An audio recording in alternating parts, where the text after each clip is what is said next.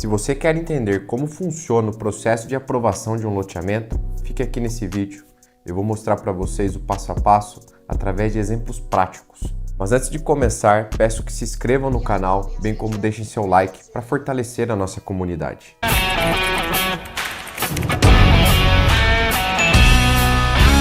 Os empreendimentos imobiliários estão mais do que nunca em alta, sendo que muitas pessoas desejam empreender nesse ramo. Mas acontece que em muitos casos as pessoas não sabem nem por onde começar com relação a esse assunto, sendo que deve ser seguido o seguinte passo a passo. Passo número 1.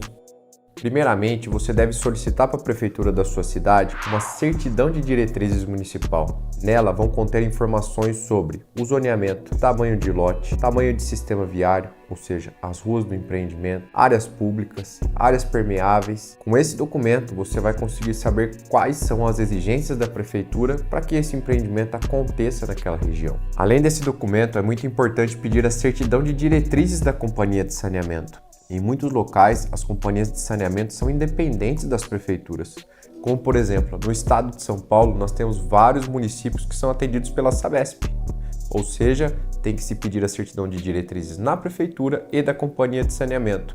O que nós esperamos nesse documento da companhia de saneamento básico? Primeiramente, a disponibilidade de interligação de rede de água tratada, ou seja, ela consegue nos fornecer água tratada?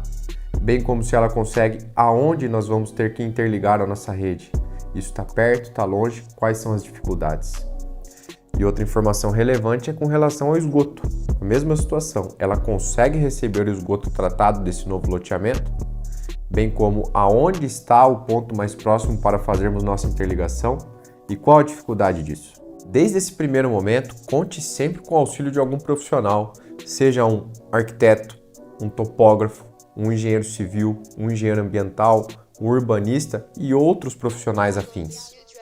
Vendo que há viabilidade, você vai para o passo número 2. Neste momento, você deve começar os projetos iniciais, seguindo preferencialmente essa ordem lógica. Um topógrafo, para ele fazer o levantamento planetimétrico desse imóvel, ou seja, cadastrar os limites da propriedade, bem como as curvas de nível, qual a topografia desse terreno. Segundo, a planta ambiental. E por que ela deve vir antes dos outros projetos? Porque ela vai mostrar onde estão as restrições, onde estão as nascentes, onde estão os córregos, onde estão as áreas de preservação permanente que não podem ser loteadas. Elas devem permanecer como área verde do empreendimento.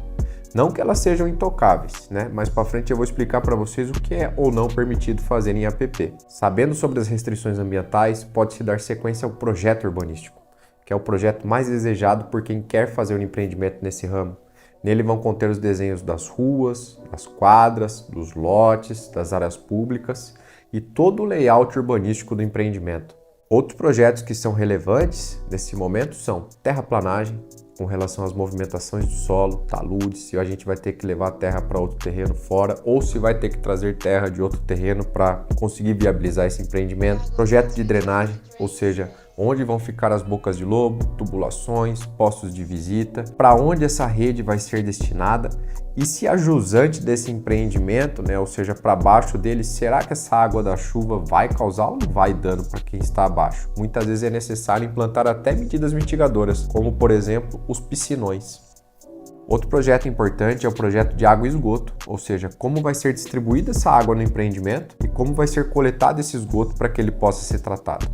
Um detalhe, preferencialmente sempre opte por interligar a companhia de saneamento municipal. Dessa forma, você vai ter um processo de aprovação muito mais simples e menos custoso para ser implantado. Caso não tenha água pública, você vai ter que fazer um ou mais poços artesianos para conseguir abastecer o seu empreendimento. E caso não tenha rede de esgoto perto, aí sim começa a se complicar um pouco o cenário de aprovação, pois você vai ter que fazer uma estação de tratamento de efluentes própria, uma ETE. Com isso, começa a se aumentar o nível de complexidade de aprovação, pois, na minha opinião, um dos maiores impactos ambientais dos empreendimentos imobiliários são os efluentes gerados. Reunindo todos esses projetos, você segue para o passo número 3. Que é a pré-aprovação. Neste momento, reunindo e compatibilizando todos os projetos elaborados pelos diferentes profissionais, você deve dar entrada na pré-aprovação na prefeitura. Nesse momento, ela vai analisar, conferir, ver se não há divergência de informações e muitas vezes ela vai pedir adequações de projeto. E isso é normal. E ao sair da pré-aprovação, você vai para o passo número 4. Neste momento, após obter a pré-aprovação da Prefeitura, no estado de São Paulo, você deve dar entrada no GRAPROAB, o Grupo de Aprovações de Projetos Habitacionais. Ele é composto por 4 órgãos: a CETESB,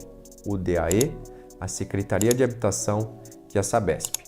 Eu vou explicar um pouquinho melhor sobre o que cada órgão faz dentro do GRAPROAB. Eu acabo dominando as questões de CETESB e DAE, porém muitas vezes eu tenho que estar antenado e alinhado com os profissionais que trabalham com a Secretaria de Habitação e com a SABESP. Com relação à SABESP, eu já expliquei um pouco para vocês, trazendo o cenário de que se não há água disponível da companhia de saneamento, nós temos que perfurar um poço artesiano, e para isso nós vamos ter que solicitar o DVI, a declaração de viabilidade de implantação e a outorga desse poço artesiano também, sendo que esse trâmite ocorre tudo junto ao DAE, o Departamento de Águas e Energia Elétrica, que é um dos órgãos que compõem o GRAPROAB. Vale ressaltar que outras interferências em recursos hídricos também são passíveis de serem analisadas pelo DAE, como por exemplo as travessias, ou seja, pontos onde você tem que intersectar, passar por cima de um curso d'água, seja para fazer uma rua que acesse o outro lado da propriedade, seja para passar uma tubulação de água e esgoto. Enfim, existem outras interferências em recursos hídricos também que são analisadas pelo DAE. Agora, com relação à CETESB, que inclusive é a minha especialidade, foi onde eu fiz a minha especialização em conformidade ambiental, daí que surgiu o nome do canal, o Especialista Ambiental. A CETESB se preocupa com as questões dos recursos naturais. E o que seriam isso?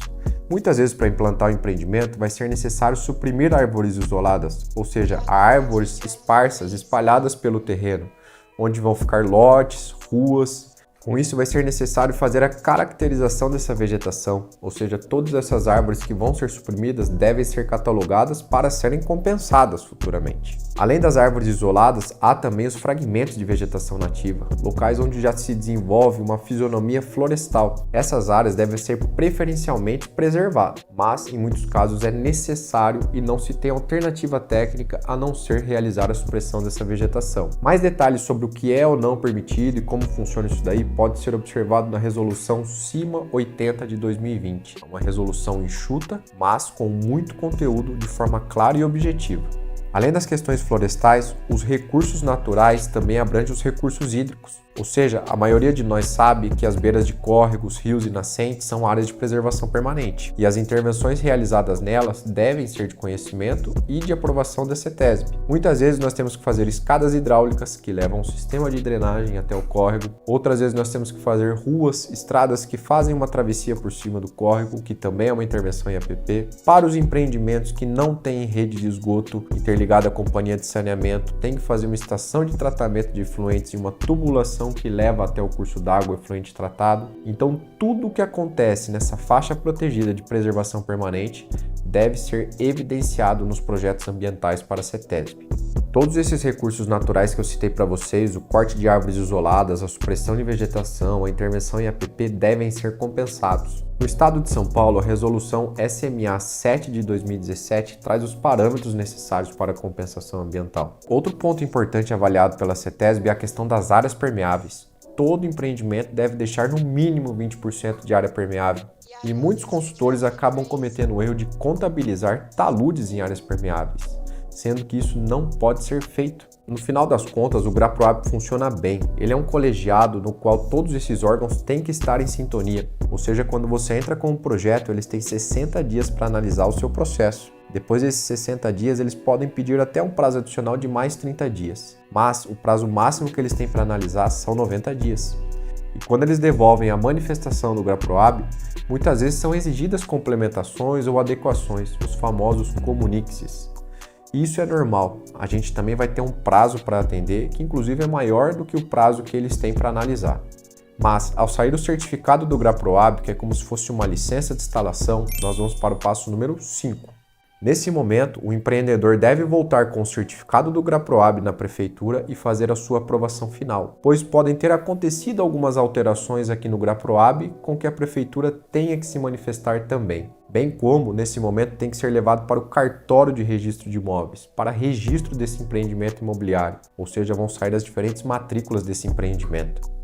Somente após essa etapa que o empreendedor pode começar as obras do seu loteamento, ou seja, ele vai ter que passar por todas essas fases para começar a implantação do seu empreendimento imobiliário.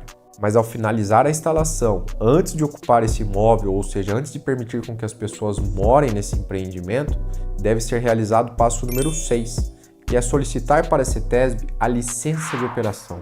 Nesse momento, a CETESB vai verificar se tudo que foi acordado, tudo que foi aprovado no certificado do GRAPROAB está condizente com a realidade.